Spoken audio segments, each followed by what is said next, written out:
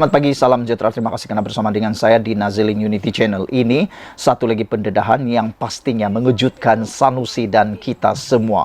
Tiba-tiba SPRM menyebut tentang ada kaitan dengan Sanusi Maknur. Sebelum kita teruskan ulasan pagi ini, jangan lupa tinggalkan komen Anda, tekan butang subscribe. Saudara-saudara sekalian, dipetik dari Malaysia Kini, Azam Baki mengatakan bahawa SPRM sedang menunggu keputusan AGC kes Sanusi pegawai KSM. SPRM telah menghantar kertas siasatan IP bagi dua kes, iaitu melibatkan Pegawai Kanan Kementerian Sumber Manusia KSM dan Menteri Besar Kedah Muhammad Sanusi Maknur kepada Jabatan Peguam Negara AGC untuk tindakan lanjut. Ketua Pesuruhjaya SPRM Azam Baki menjelaskan IP untuk 5 Pegawai Kanan KSM yang didakwa terlibat dalam kes rasuah pengambilan pekerja asing dihantar kepada AGC 2 bulan lalu. Kami masih menunggu keputusan AGC berkenaan kes itu, kata beliau ketika sidang media selepas satu acara SPRM di Maktab Penjara Malaysia di Kajang, Selangor hari ini. Azam juga menjangkakan AGC, iaitu Peguam Negara, akan membuat keputusan berhubung siasatan terhadap Sanusi berhubung dakwaan rasuah dan salah guna kuasa dalam isu perlombongan unsur nadir bumi RII di Kedah dalam tempoh 2 atau 3 minggu lagi. Pada Mei lalu, Malaysia Kini melaporkan 5 pegawai KSM dipecat manakala seorang lagi dipindah ke Jabatan Perkhidmatan Awam susulan skandal tersebut. Kesemua pegawai adalah lantikan Menteri Sumber Manusia V. Siva Kumar yang kemudiannya mengesahkan pemecatan itu dan berkata, ia bagi memastikan kementerian dapat terus berfungsi dengan baik. Berkenaan kes RII pula, pada Jun lalu, seorang pegawai kanan Perbadanan Menteri Besar MBI Kedah dan seorang wanita yang merupakan pengarah syarikat ditahan SPRM bagi membantu siasatan kes rasuah lebih RM13 juta serta salah guna kuasa membabitkan isu berkenaan. Saudara-saudara sekalian, sejak Mei, waktu itu ialah panasnya pilihan raya di 6 buah negeri, kita mengetahui tentang isu pendakwaan RII atau isu nadir bumi ini.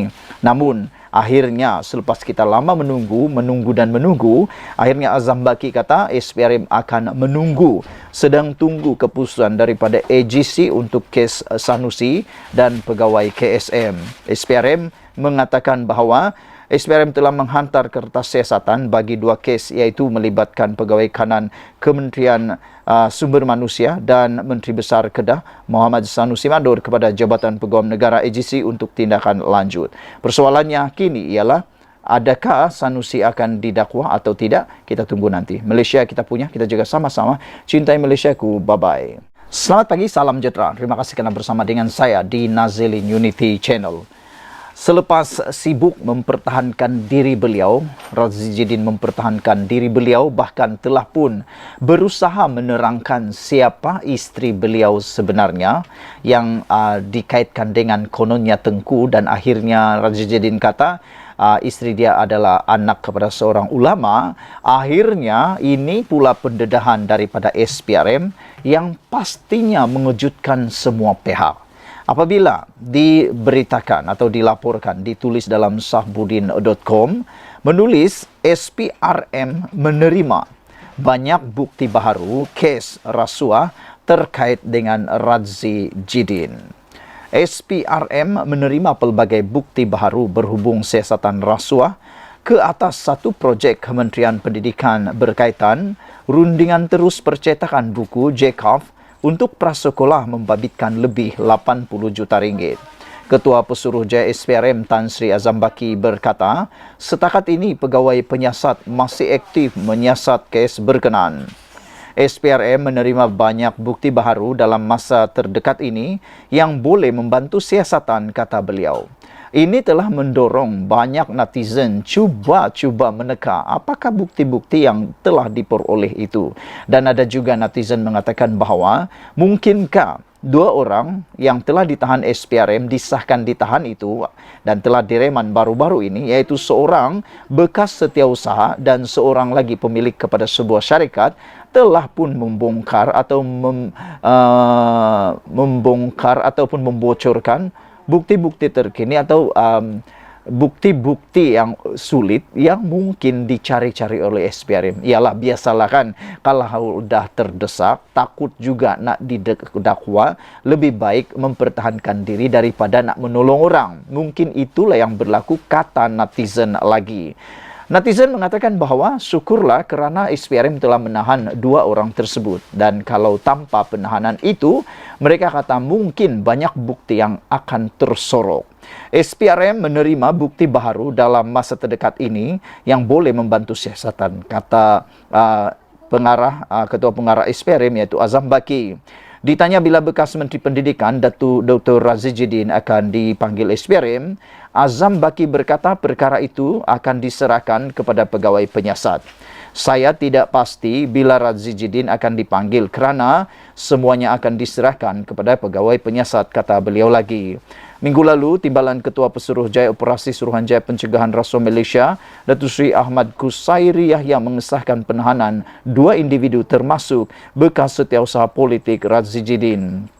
Suspek pertama berusia dalam lingkungan 20-an yang juga bekas setiausaha politik kepada seorang bekas Menteri Kanan, manakala suspek kedua ialah pemilik syarikat berusia lewat 50-an.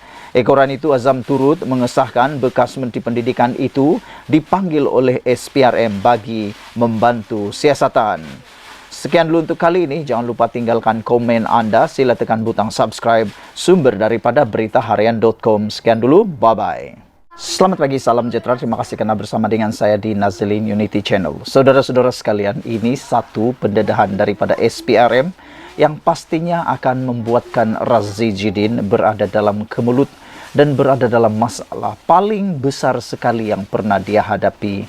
Saudara-saudara sekalian, tentang isu berkaitan dengan dakwaan kononnya berlaku rasuah melibatkan atau terkait dengan Razidin, akhirnya SPRM dedah maklumat baru yang benar-benar menggemparkan seluruh rakyat Malaysia. Ini termasuk mungkin para pemimpin daripada Perikatan Nasional sendiri yang kali ini mungkin akan menjadikan Razidin liability ataupun bebanan kepada Perikatan Nasional. Azam Baki, Ketua Pengarah SPRM, akhirnya mendedahkan bahawa SPRM sedang menerima ataupun telah menerima pelbagai bukti baru. Banyak bukti baru dikumpul, kata SPRM, berkaitan dengan projek cetak buku berkait dengan KPM, Kementerian Pendidikan Malaysia. Suruhanjaya Pencegahan Rasuah Malaysia SPRM mendedahkan agensi itu berjaya mengumpul banyak bukti baru dalam siasatan isu rasuah berkaitan projek percetakan buku di Kementerian Pendidikan Malaysia. Ketua Pesuruhjaya SPRM Azam Baki berkata, ia susulan penahanan 2 individu termasuk bekas setiausaha politik seorang bekas menteri bagi membantu siasatan projek bernilai kira-kira 80 juta ringgit membabitkan rundingan terus. Kes ini masih aktif disiasat dan banyak bukti baru yang dikumpulkan pegawai penyiasat SPRM. Bagaimanapun memandangkan ia kes baru, jadi beri kita masa sikit, kata beliau lagi. Azam Baki berkata demikian kepada pemberita selepas menghadiri program SPRM Menembak Bersama Media sempena ulang tahun Suruhanjaya itu ke-56 di Kajang. Pada 23 September lepas, Timbalan Ketua Pesuruhjaya Operasi SPRM Ahmad Kusairi Yahya mengesahkan penahanan bekas setiausaha politik itu dan seorang pemilik syarikat percetakan pada 22 September bagi membantu siasatan kes mengikut Seksyen 16 dalam kurungan E, kurungan B, Akta SPRM 2009. Sementara itu, mengulas mengenai kegusaran orang awam berkaitan isu kekurangan bekalan beras putih tempatan. Meskipun Padi Beras Malaysia atau Bernas memberi jaminan bekalan yang mencukupi, Azam memberitahu SPRM belum menerima sebarang laporan. Saya beri jaminan kalau ada pihak yang terlibat dalam isu ini, tentu atau terutama sekali sekiranya ada unsur rasuah dalam pembekalan beras, termasuk ada pihak yang merasuah mana-mana pihak berkuasa, sudah tentu SPRM akan mengambil tindakan, kata beliau lagi.